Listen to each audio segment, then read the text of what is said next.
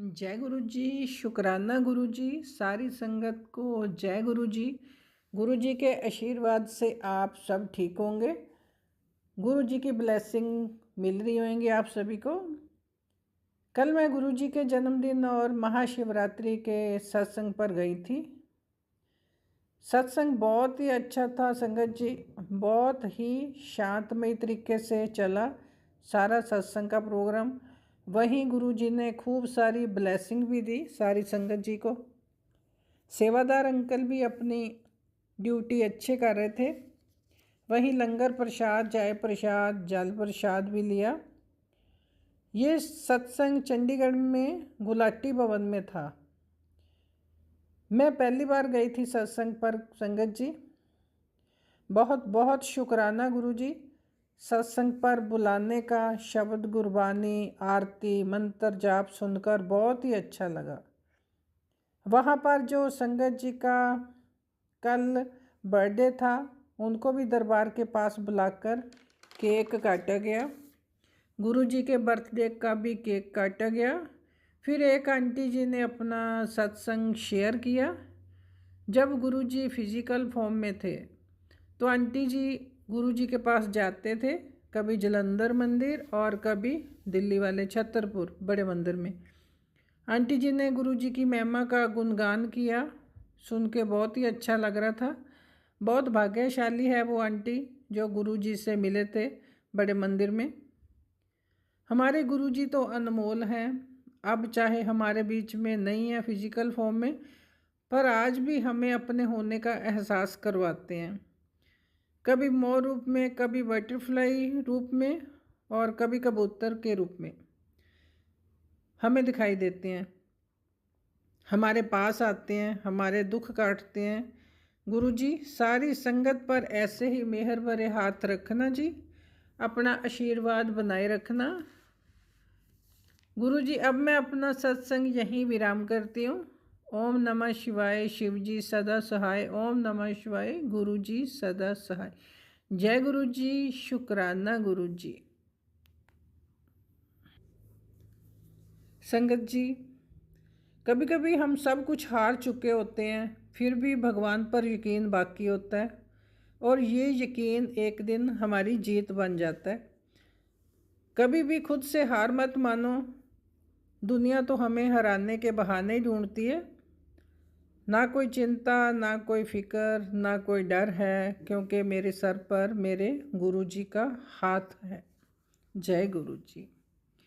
निस्वार्थ भाव से, बदला ना पाने की इच्छा से और उपकार ना जताने के विचार से जो उपकार दूसरों के साथ किया जाता है, उसके फल की समता तीनों लोग मिलकर भी नहीं कर सकते। बदला पाने की इच्छा रहत जो भलाई की है, वह समुंदर की तरह महान है। कोई मनुष्य किसी आवश्यकता से व्याकुल हो रहा है, उस समय उसकी मदद करना कितना महत्वपूर्ण है, इस पर व्याकुल मनुष्य का हृदय ही जानता है।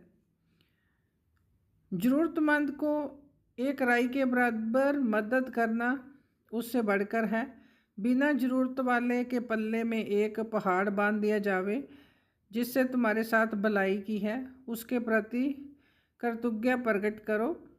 सहायता का मूल्य वस्तु के मूल्य से मत नापो, वरना उसका महत्व अपनी आवश्यकता को देखते हुए नापो। उस समय यदि वह मदद तुम्हें ना मिलती तो तुम्हारा क्या हाल होता। उसका एहसान मत भूलो जिसने मुसीबत के समय तुम्हारी मदद की है।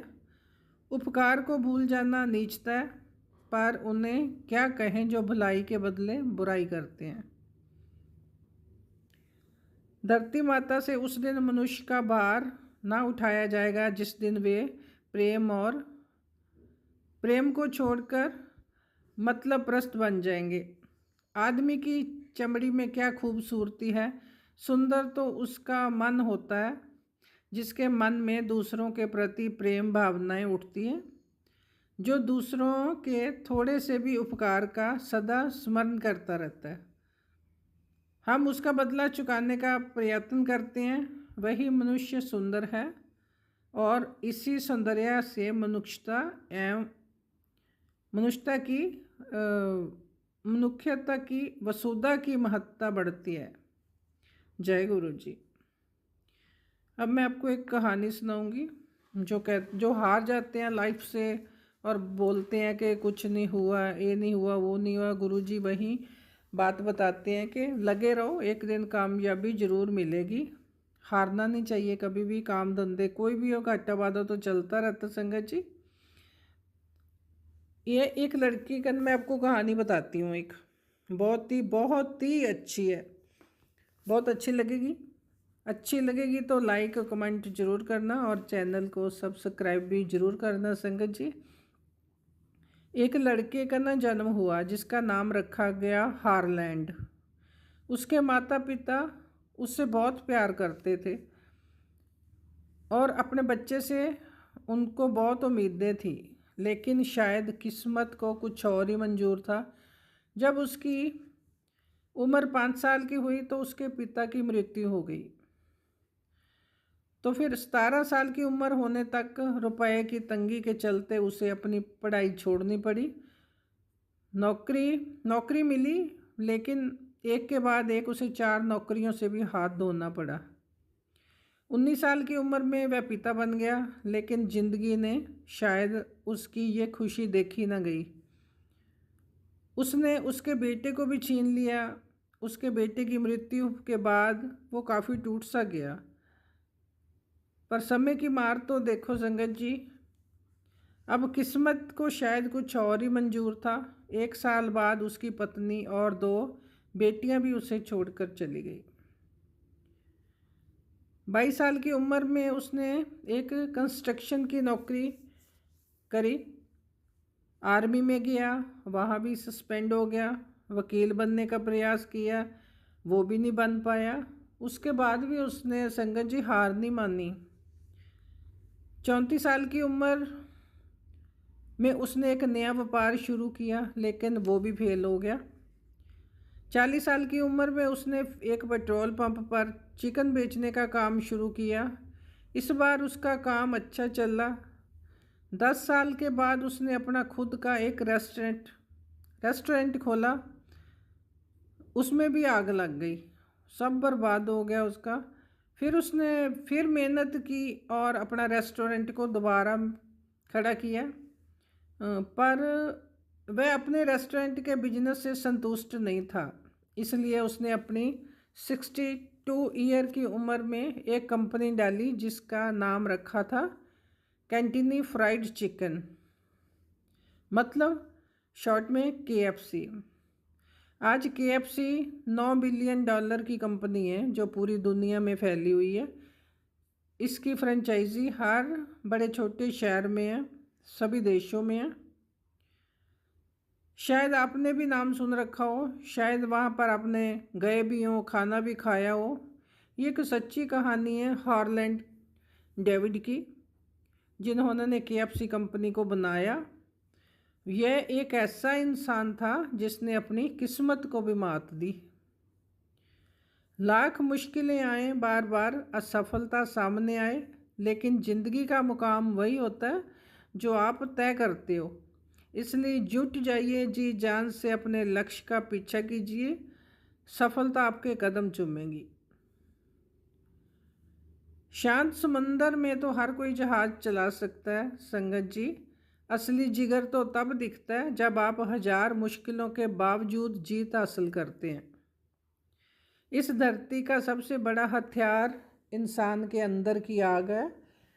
इसके लगने के बाद हर चीज़ को करने की ताकत आ जाती है। Failure only happen when you loss your will power to continue trying. If we let the obstacle get the best of us, then it was our choice to fail, not fit. अर्थात असफलता तभी होती है जब हम कोशिश जारी रखने की अपनी इच्छा शक्ति खो देते हैं। अगर हम बाधाओं की कोई रुकावटों को हावी होने देते हैं तो असफलता होना हमारी पसंद है, ना कि भाग्य है। तो संगत जी, कहानी अच्छी लगी हो तो ज़रूर शेयर करना। सब लाइक और कमेंट भी ज़रूर करना जी। चैनल को सब्सक्राइब ज़रूर करना। आप अपना सत्संग भेजना चाहते हो तो डिस्क्रिप्शन में व्हाट्सएप नंबर है, उस पर लिख कर या रिकॉर्ड कर कर भेज सकते हो जी। अब मैं अपना ये कहानी और सत्संग यही विराम करती हूँ। जय गुरु जी। शुक्राना गुरु जी। जय गुरु जी। शुक्राना गुरु जी। सारी संगत को जय गुरु जी। गुरु जी के आशीर्वाद से आप सब ठीक होंगे। गुरु जी की ब्लेसिंग मिल रही होंगी आप सभी को। कल मैं गुरु जी के जन्मदिन और महाशिवरात्रि के सत्संग पर गई थी। सत्संग बहुत ही अच्छा था संगत जी, बहुत ही शांतमय तरीके से चला सारा सत्संग का प्रोग्राम। वहीं गुरु जी ने खूब सारी ब्लेसिंग भी दी सारी संगत जी को।